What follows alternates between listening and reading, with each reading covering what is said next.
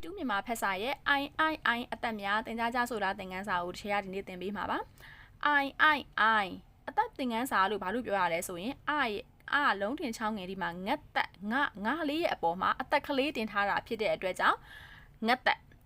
I ဆိုပြီးတော့ဒါကငတ်သက်လို့ဖတ်ရပါမယ် I အဲ့ဒီမှာမှတ်ထားရမှာကလုံးတင်ချောင်းငယ်ငတ်သက်ဆိုရင် I အောက်ကမြင့်တန်ပါလို့ရှင်အတန်ကိုဖိပြီးတော့ထွက်ရမယ် I ဝစံလုံးပေါက်ပါလို့ရှင်အတန်ကိုဆွဲထွက်ပါမယ် I ဆိုပြီးတော့ထွက်ရပါမယ် I ဆိုပြီးတော့အဲ့ဒီအတန်၃တန်ကိုကလေးလေးတွေကမှတ်ထားလို့ရှင်ရပါပြီဒီအတန်၃တန်ကိုမှတ်ထားလိုက်လို့ရှင်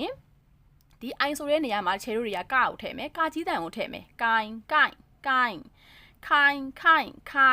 စာလုံးတန်ထည့်မယ်ဆိုင်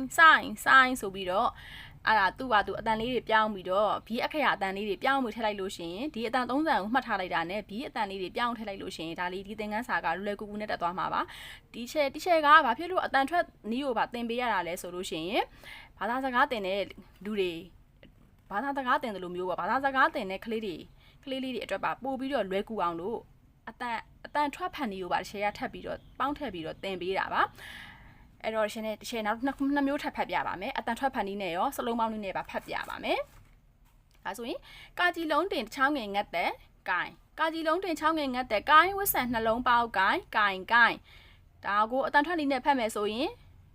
ဒီကအတန်လေးကိုဒီအိုင်တန်မှာသွားထည့်မှာပါကိုင်ဆိုပြီးတော့အတန်ထွက်ဖန်နည်းနဲ့ဖတ်ရပါတယ်ခါကွေလုံးတင်ချောင်းငယ်ငတ်တဲ့ခိုင်ခါကွေလုံးတင်ချောင်းငယ်ငတ်တဲ့ခိုင်ဝစ်ဆန်နှလုံးပေါက်ခိုင်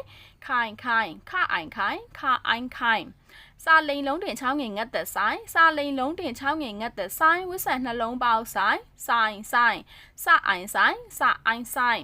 တာဝန်ပူလုံးတင်ချောင်းငယ်ငတ်တဲ့တိုင်းတာဝန်ပူလုံးတင်ချောင်းငယ်ငတ်တဲ့တိုင်းဝစ်ဆန်နှလုံးပေါက်တိုင်းတာအိုင်တိုင်းဆိုပြီးတော့အတန်ထွက်ဖတ်နည်းနဲ့ဆိုရင်အဲ့လိုဖတ်ရပါမယ်မလုံးတင်ချောင်းငယ်ငတ်တဲ့မိုင်လုံးတင်ချောင်းငယ်ငတ်တဲ့မိုင်ဝစ်ဆန်နှလုံးပေါက်မိုင်ဒါကတော့စလုံးပေါင်းနဲ့ပေါင်းပြတာပါနော်အတန်ထွက်ဖတ်နည်းနဲ့ဖတ်မယ်ဆိုလို့ရှိရင်ဒီမအတန်လေးကိုဒီအတန်ထဲမှာသွားထည့်မှာပါအဲ့တော့မိုင်ဆိုပြီးတော့ဖတ်ရပါတယ်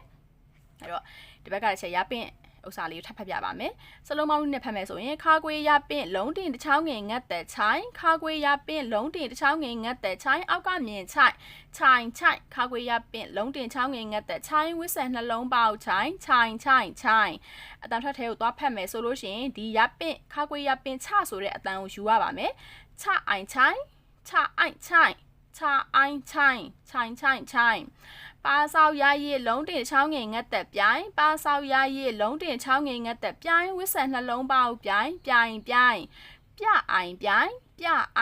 င်မရရဲ့လုံးတင်ချောင်းငယ်ငတ်သက်မြိုင်မရရဲ့လုံးတင်ချောင်းငယ်ငတ်သက်မြိုင်ဝစ်ဆန်နှလုံးပေါက်မြိုင်အဲ့ဒါကိုအတန်ထွက်ဖတ်နည်းနဲ့ဖတ်မယ်ဆိုလို့ရှိရင်ဒီမရရဲ့မြဆိုတဲ့အတန်ကိုယူပါမှာအဲ့တော့မြအိုင်မြိုင်ဆိုပြီးတော့ဖတ်ရပါမယ်မဟတ်ထိုးလုံးတင်ချောင်းငယ်ငတ်သက်မှိုင်ကျဲတို့တွေကဟတ်ထိုးတန်ပါလို့ရှိရင်နှတန်လေးထွက်ပါတယ်မကိုဟတ်ထိုးထည့်လိုက်တော့မှအဲ့လိုမျိုးတန်လေးထွက်ပါမယ်မဟတ်ထိုးလုံးတင်ချောင်းငယ်ငတ်တဲ့မှိုင်းဝစ်ဆန်နှလုံးပေါက်မှိုင်းအဲ့ဒါကိုဒီကအိုင်တန်လေးကိုသွားထည့်မယ်ဆိုရင်မဟတ်ထိုးမှဆိုတဲ့အတန်ကိုတွဲယူလိုက်ပါမယ်မှအိုင်မှိုင်းဆိုပြီးတော့ဖတ်ရပါမယ်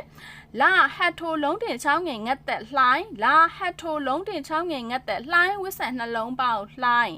အဲ့ဒါကိုအတန်ထွက်ဖတ်နည်းနဲ့ဖတ်မယ်ဆိုရင်လှအိုင်လှိုင်းဆိုပြီးတော့ဖတ်ရပါမယ်ကိုင်ခိုင်ဆိုင်တိုင်မိုင်ချိုင်ပြိုင်မြိုင်မှိုင်းလှိုင်းဆိုပြီးတော့ဖတ်ရပါမယ်ဒါဆိုရင်တော့ကလေးလေးတွေကသင်ခန်းစာလေးကိုထပ်ခါဖတ်ပြီးရွတ်ဆိုပြီးသွားပြီဆိုရင်လူမျိုးလေးစာအုပ်ကလေးထဲမှာမြင်းလေးတွေချပြီးတော့စလုံးလေးတွေပေါင်းပြီးတော့ထပ်ခါရေးချင်ကြည့်ပါဒါဆိုရင်တော့ဒီသင်ခန်းစာကိုကြည်ကြည်ညက်နဲ့ရသွားပါလိမ့်မယ်အဲ့တော့ channel တူတူနောက်ထပ်သင်ခန်းစာတွေမှာထပ်ပြီးတော့တွေ့ကြပါမယ်